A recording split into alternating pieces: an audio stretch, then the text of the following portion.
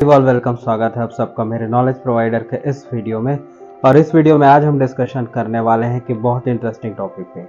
वो टॉपिक हमारा ये है कि अभी तक हमको हमारे अर्थ का एक ही नेचुरल सैटेलाइट के बारे में पता है, जिसको हम मून या चंद्रमा बोलते हैं। तो मून या चंद्रमा जो अर्थ के आसपास रोटेटिंग जो आपके नेचुरल सैटेलाइट्स हैं, इनको छोड़ के क्या और भी कोई ऐसे नेचुरल सैटेलाइट्स हैं जो अर्थ के करीब आए होंगे और इन्होंने भी कभी अर्थ या फिर हमारे पृथ्वी का रिवॉल्यूशन किया होगा या इसकी परिक्रमा की है? तो ऐसे तो माना जाता है कि काफ़ी सारे एस्टेरॉइड्स या उल्कापिंड आए और इन उल्कापिंडों ने हमारे पृथ्वी के चारों ओर परिक्रमा भी की। और इसमें अभी बात किया जाएगा, रिसेंटली अभी ये देखा गया है कि अर्थ को या पृथ्वी को उसका टेम्पररी या कुछ देर के लिए अल्पकालिक तौर पे एक नया मून दिखा, या एक नया मून।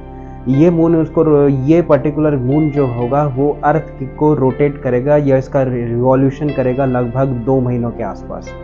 तो माना जाता है सितंबर 29 से लेकर नवंबर 25 तक ये जो पर्टिकुलर टेम्पररी मून है या टेम्पररी मून है वो रिवॉल्यूशन करेगा हमारे अर्थ का।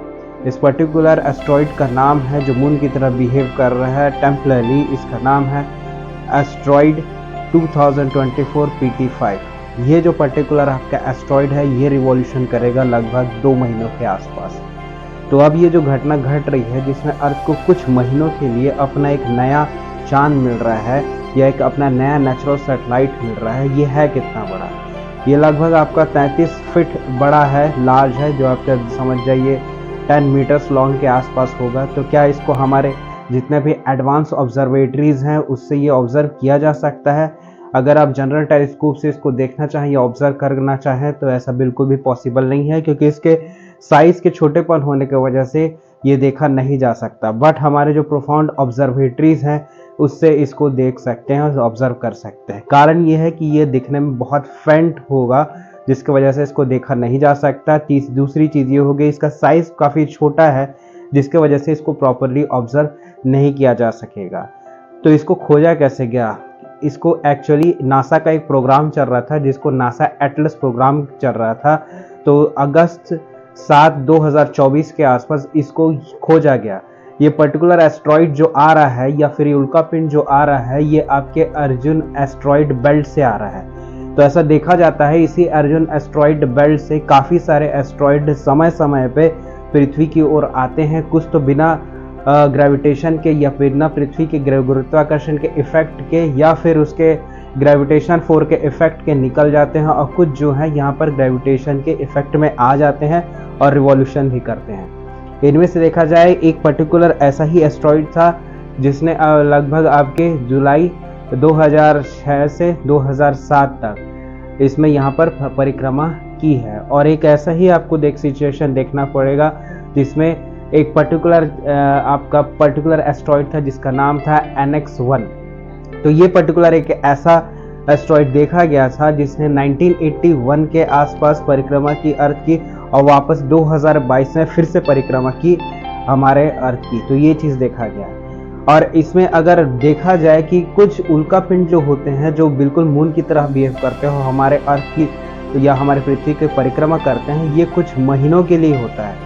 इसमें सबसे इंटरेस्टिंग एक फेमस मिनी मून की बात की जाए जिसने लगभग 1 साल तक हमारी पृथ्वी की परिक्रमा की है या अर्थ का रिवॉल्यूशन किया है, वो है आपका RH-120। एक लौता ऐसा मिनी मून था जिसने 2006 में लगभग 1 साल तक अर्थ के रिवॉल्यूशन किया था या इसकी परिक्रमा करके दिखाया। तो कैसा नहीं है कि इससे पहले भी मून है जिन्होंने ऐसा कुछ किया नहीं है। इसके काफ़ी पहले भी कई मिनी मून्स आए हैं और हमारे अर्थ का यहाँ पर उन्होंने रिवॉल्यूशन किया है। तो ऐसे इसमें देखने को मिलता है। तो ये जो पर्टिकुलर एस्ट्रॉइड है जिसका मैंने स्टार्टिंग में आप लोग को नाम बताया, जो एस्ट्रॉइड 2024 PT5 है, ये लगभग 2 महीनों तक इसको रोटेशन करेगा। और रोटेशन करने के बाद में आपने एक इंटरेस्टिंग चीज़ देखी होगी कि कोई भी जब नेचुरल सैटेलाइट या हमारा मून भी है जो जब अर्थ को रोटेट करता है या उसका रिवॉल्यूशन करता है तो ये इलेप्टिकल ऑर्बिट में, जो अंडाकार या इलेप्टिकल ऑर्बिट है, उसमें ये रोटेशन करता है। बट यहाँ पर इंटरेस्टिंग चीज़ आपको ये देखने को मिलेगा या फिर उसका ये देखने को मिलेगा, ये रोटेशन तो करेगा लेकिन ये रोटेशन करेगा हॉर्स शू के शेप के टाइप का, और ऐसा ही रोटेशन करके ये फिर अर्थ की ग्रेविटी को लीव कर जाएगा। तो कुछ ऐसे एस्ट्रॉइड्स होते हैं जो अर्थ के गुरुत्वाकर्षण के प्रभाव में आ जाते हैं या उसके ग्रेविटी के इफेक्ट में आ जाते हैं। ये कुछ महीने रोटेशन करने के बाद अर्थ की ग्रेविटी को लीव कर जाते हैं। तो वैसा ही अब ये चीज़ होने वाला है जिसमें ये एस्ट्रॉइड आएगा और लगभग ऐसा ही रोटेशन करके फिर अर्थ की ग्रेविटी को लीव कर जाएगा और आगे स्पेस में कहीं और बढ़ जाएगा। तो अर्जुन एस्ट्रॉइड बेल्ट से कई सारे एस्ट्रॉइड्स ऐसे आते रहते हैं और हमारे अर्थ को दूर से सरपास कर जाते हैं और कुछ हमारे अर्थ की ग्रेविटी के इफेक्ट में आ जाते हैं। ये बिल्कुल वैसा ही बिहेव करते हैं जैसे कि हमारा मून बिहेव करता है। तो होप यहाँ पर आपको चीज़ें समझ में आई होंगी। तो होप ये वीडियो आपको अच्छा लगा होगा। आप कमेंट करके बताइए ये वीडियो आपको कैसा लगा।